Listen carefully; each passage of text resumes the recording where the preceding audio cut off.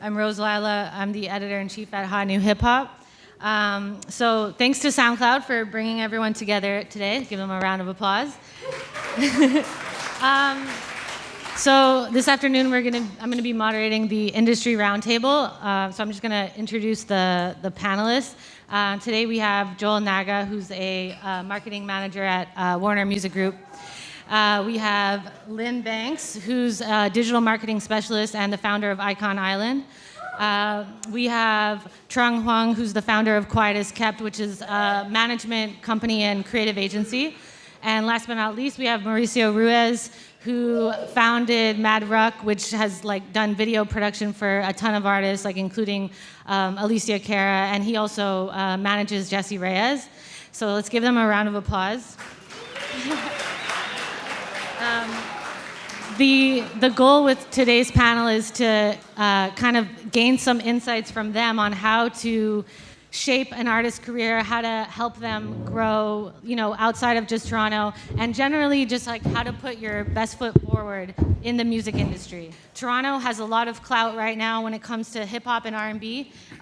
It's like a breeding ground for talent. You guys, the city is generally it's a hot commodity in the music industry at large. So maybe starting with Lynn and Joel, you guys have a combined of 20 years experience just in the music industry, seeing Toronto rise. What have you guys noticed in terms of trends recently, or just what has kind of helped Toronto foster such a strong music community, and what makes it so hot right now? I don't know. I feel like a lot of things are constantly changing here, and I think as more of a spotlight is being put on Toronto, it's creating more opportunities within our city, more live events and more even promotional companies. I always kind of looked to the US kind of promotional Instagram accounts or whatever to blow up artists, but now there's a lot of Toronto ones that are coming into place, and they're able to grow really rapidly because I feel like a lot more eyes are on here. Yeah. And so I feel like there's just a combination of a lot of different things that are kind of popping up within the city now, instead of having to leave the city and coming back, Yeah, that's definitely true. Just the fact that Toronto is on the map, people are coming to you guys versus you having to go to them. Exactly. Yeah. And one way I would answer that as well is cultural equity. I use that word a lot just to say for the longest time, Toronto was not the cool city, And the past decade and then plus, we have gained, through people working hard and traveling and connecting, we have gained this thing that I like to describe as cultural equity. It's not brand equity, it's not financial equity, it's literally the culture here is real. There's real people doing real things, creating the art, creating the music, and it's coming from a real place. We're not trying to emulate or copy or try to be like New York City or any other major cities out there.